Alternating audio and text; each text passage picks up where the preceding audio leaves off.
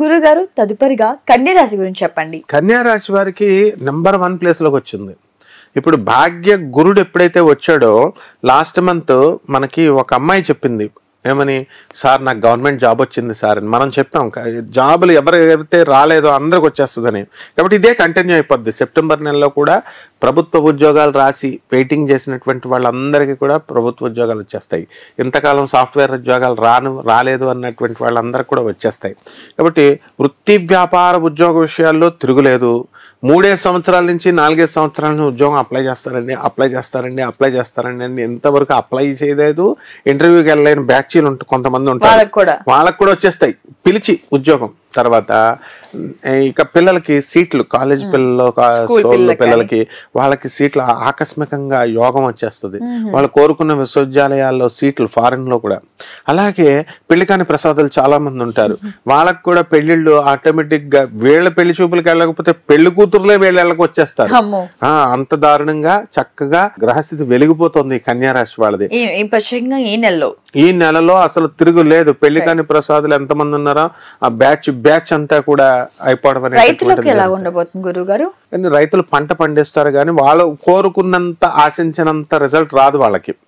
అంటే లాస్డ్ కాదు, వాళ్ళు అలాగే రైతులు వాళ్ళు చేసినటువంటి పిల్లల పేరు మీద చదువుల కోసం స్పెండ్ చేసే డబ్బుల కంటే ఇంకొంచెం ఎక్కువ అవసరం ఉంది అని భావిస్తారనమాట.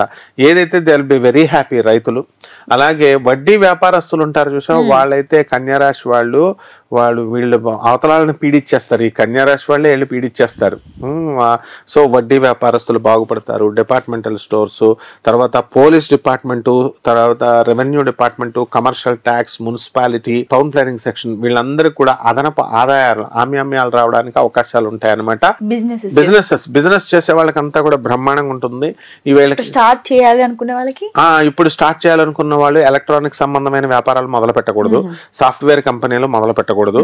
అండ్ బిల్డర్స్ ఉంటారు కదా, వీళ్ళ చాలా వాళ్ళ దగ్గర ఎట్టుకుని కట్టాలా. ఇంతకు ముందు వేరే ప్రభుత్వాలు నడిచినాయి చెరువుల దగ్గర. అక్కడ ఇప్పుడు ఉన్నాడు మన అన్న రేవంత్ రెడ్డి, అందువలన హైడ్రా రంగనాథ్ వచ్చేస్తాడు, పడగొట్టేస్తాడు బుల్డోజర్. ఇంకా భార్యాభర్తల మధ్య ఎలా ఉండబోతుంది గురువు గారు? భార్యాభర్తల అన్యోన్యం కొంచెం ఇంతకు ముందు కంటే ఇప్పుడు మెరుగుపడుతుంది. ఎలా అంటే వేరే ఊరల్లో ఉన్న వాళ్ళు వేరే కాపరాలు చేస్తున్నారు. అక్కడ పెళ్ళాం, అక్కడైతే భర్త ఇక్కడ వేరే ఇళ్లల్లో చేస్తున్నారు. ఒకే ఇంట్లో ఉండి మాట్లాడుకోకుండా మెసేజ్లు పెట్టుకుంటారనమాట. తర్వాత గొడవలు. ఒకే ఇంట్లో భోజనాలు, భర్త భోజనం వేరు, భార్య భోజనం వేరు. కన్యా రాశి వాళ్ళు ఎవరి వాళ్ళే వండుకుంటున్నారు. సో ఈ విధంగా చేసుకోవాలనుకున్న వాళ్ళకి ఇంట్లో ఎలా ఉండబోతుంది చేసేసుకోవాలా. ప్రైవేట్ పెళ్లి చేసుకున్న వాళ్ళు బానే ఉంటుంది. సంతానం కూడా వద్దంటే పుట్టేస్తారు 1 ఇయర్కే. ఇప్పుడు కన్యా రాశి వాళ్ళకి ఇంతకాలం 10 సంవత్సరాలు అయిందండి మాకు పెళ్ళైంది అనుకున్న వాళ్ళందరికీ కూడా పెళ్లిళ్ళు అయిపోతాయి. కోర్టు సమస్యలతో బాధపడుతున్న వాళ్ళకి ఎలా ఉండబోతుంది? కన్యా రాశి వాళ్ళకి కోర్టు సమస్యలు ఇప్పుడు కన్యా రాశి వాళ్ళకి అనుకూలంగా తీర్పులు వస్తాయి. అవన్నీ కూడా ఫినిషింగ్ అవుతాయి. సివిల్ కేసెస్ అనేవి కొంచెం టైం పడతాయి కానీ క్రిమినల్ కేసుల్లో వీళ్ళు గెలుస్తారు. అయితే కొద్దిపాటి లోపాలున్న వారికి తీసుకోవాల్సిన పరిహారాలు ఏమిటి? వీళ్ళకి రాహు బాగుండలేదు కాబట్టి రాహు జపము, రాహు స్తోత్రాలు చదువుకోవాలా. రాహుకి కిలోంపావు మినుముల్ని, ఆవు పేడ రంగు ఉన్నటువంటి వస్త్రాన్ని ఇచ్చి పేద బ్రాహ్మణులకి మనము ఈ శనివారం నాడు ఉదయం 8 గంటలకి దానం చేయాలి. దానం చేసిన తర్వాత రాహుకి మనం ప్రత్యంగిర అమ్మవారి యొక్క హోమాన్ని వీళ్ళ ఇంట్లో జరిపించుకోవాలి. అలాగే బెజవాడ కనకదుర్గమ్మ తల్లి ఉంది, ఆ అమ్మవారి యొక్క పటం దగ్గర చక్కగా కుంకుమార్చన వేసుకుంటూ ఓం దుర్గాయ నమః అన్న మంత్రంతో జపం చేసుకోవాలా. రావి చెట్టు చుట్టూ ప్రదక్షిణలు రోజుకి 21 సార్లు చొప్పున మొత్తం 30 రోజులు తిరగాల. దానికి నీళ్లు పొయ్యాలా.